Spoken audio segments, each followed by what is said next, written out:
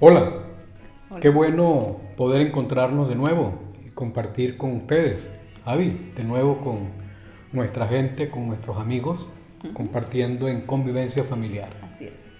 En la ocasión anterior nosotros estuvimos hablando de eh, desarrollando un diálogo constructivo. Hablamos de un diálogo que puede nutrir las relaciones en la familia, pero también las relaciones en los distintos grupos humanos. Fue un tiempo muy agradable, Así es.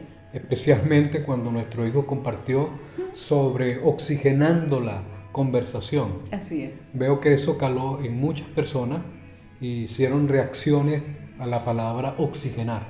Muy bueno, muy agradable. Agradecemos a Daniel por haber compartido ese elemento dentro de la conversación o el diálogo constructivo.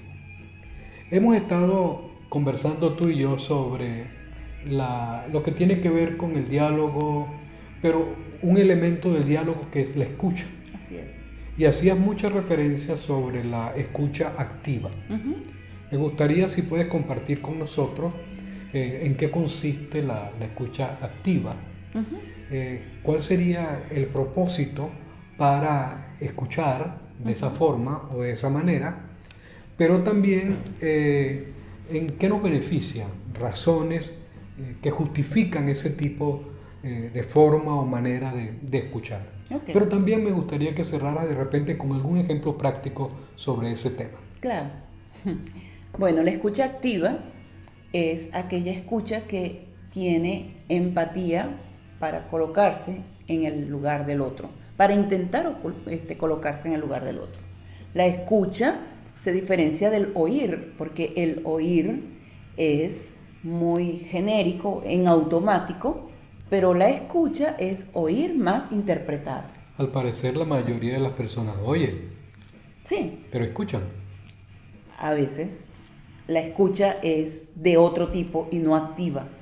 Ya. Entonces, los tipos de escucha pueden ser escuchas casuales, escucha semántica, escucha reducida, escucha referencial, escucha superficial, que es como la casual, escucha participativa, es toda esa gama de ignorar, diferenciar, fingir, seleccionar, atender, pero la empática es la que tiene que ver con la escucha activa porque implica entender al otro, abrirse al otro y eso es lo que tenemos que desarrollar.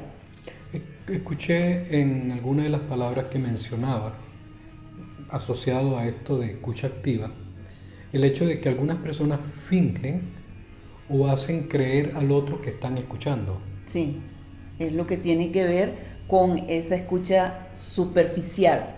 Cuando escuchas superficialmente a alguien, escuchas y haces que estás escuchando, puedes asentir con la cabeza, decir, ajá, sí, sigue, pero en realidad, ¿qué estás procesando? ¿O cómo le puedes hacer sentir al otro que le estás escuchando? Porque hay que tener en cuenta que no escuchamos solo palabras, Ya. escuchamos emociones, escuchamos gestos. Eso se escucha con los ojos. Ah, El lenguaje no verbal. o sea, otra forma de oír, perdón, de escuchar es con la vista. Escuchar con los ojos. ¿Por Ya. qué? Porque hay muchas cosas que no están en el sonido, pero que nos están diciendo un mensaje, Ya. como la postura, la parte corporal, los gestos, el volumen de la voz, la intensidad, la velocidad con la cual se habla. Hay gente que habla muy rápido, hay gente que habla muy lento, hay gente que habla normal y se acelera en algunas palabras y eso nos da indicadores, eso hay que escucharlo, eso porque cada persona que habla no solamente habla y habla, sino que hay un mundo detrás de esa persona. Y cuando escuchamos, discúlpame, cuando escuchamos lo de afuera y también nos escuchamos a nosotros mismos, escuchamos nuestros pensamientos, también nosotros vamos sintiendo, también tenemos emociones y hay que estar consciente de que todo eso se está escuchando y que tenemos que ser selectivos. Debemos entonces atender, si estamos hablando con una persona, si estamos practicando o desarrollando la escucha activa, debemos desarrollar eso de atender al otro y de escuchar lo que el otro me está diciendo con todo. Pero significa, por lo que acabo de escuchar, que de igual manera mientras estoy escuchando a la otra persona, oyendo a la otra persona, hay muchas cosas dentro de mi interior que están pasando. Sí. Que pueden entorpecer o que pueden favorecer. Sí, sí. Y lo importante es estar consciente de eso para poder entonces decidir a qué le voy a hacer caso o para poder decirle al interlocutor, ya va, que tengo un dolor de estómago horrible. Un dolor de estómago te puede impedir escuchar atentamente a alguien. Ya. Entonces, esas cosas hay que atenderlas. A lo mejor no es un dolor de estómago porque no interrumpe, sino el pensamiento, el recuerdo de que dentro de 2 horas tienes que ir a buscar el carro porque si no te van a multar. Y eso te puede impedir, te puede estorbar. Entonces hay que sincerarse, decirle, ya va, espérate, que tengo que atender un asunto porque estoy apurado o tengo poco tiempo. Expresar, ser sincero, decir, concientizar. ¿Para qué escuchamos entonces? Escuchamos para atender al otro. Hay gente que escucha para atender la necesidad. Está buscando necesidades.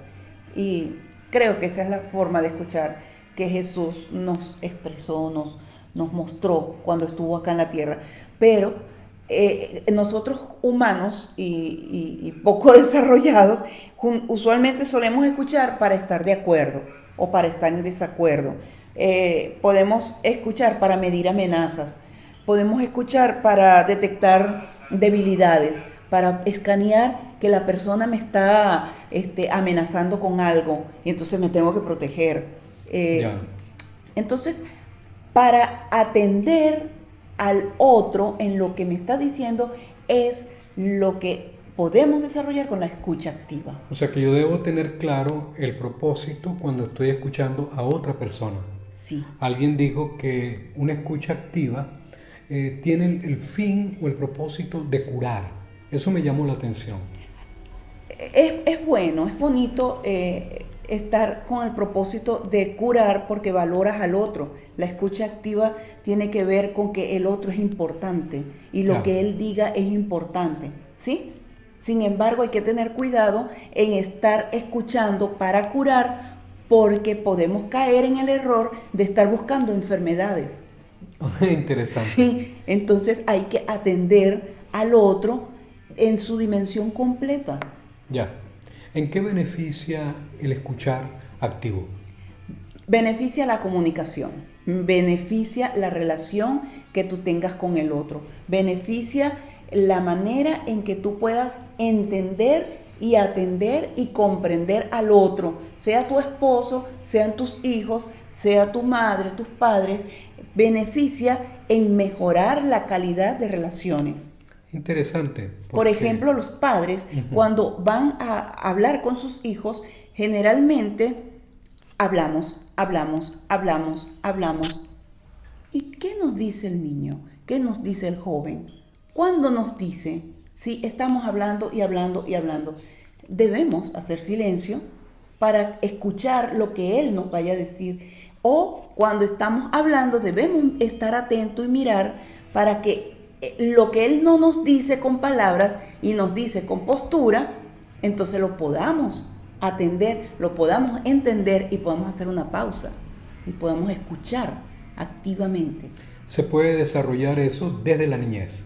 Sí, se puede desarrollar desde la niñez. Incluso hay padres en el área de música que colocan en los niños pequeños unos instrumentos, el sonido de la flauta, del violín, del cello, y los van desarrollando para que ellos identifiquen el instrumento que está sonando.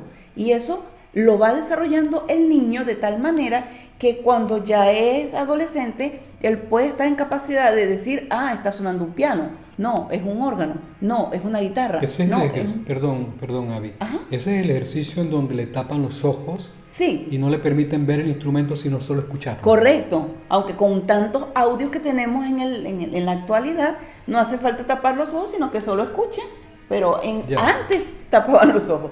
Y eso permite desarrollar una escucha musical, pero igual como desarrollamos en un niño todo ese proceso de escucha musical, podemos desarrollar en un niño, en un adolescente, esa escucha activa. Cuando mencionan los adolescentes, muchos de los padres, muchos de nosotros como padres, en ese periodo se hace muy complicado esa interacción, ese diálogo, que probablemente no se cultivó, pero hay oportunidad todavía de hacerlo. Sí, definitivamente, cuando tú tratas a un adolescente con la escucha activa, lo estás haciendo sentir valioso, lo estás haciendo sentir importante, le estás haciendo sentir que él es una persona con mucho para dar, que él te puede enseñar cosas que él sabe, que probablemente no sepas, incluso cosas que están dentro de él y que no sabemos y que tenemos que tener la humildad de reconocer que aunque es nuestro hijo, no significa que lo sé todo de él. Ya. Y un ejemplo práctico de escucha activa.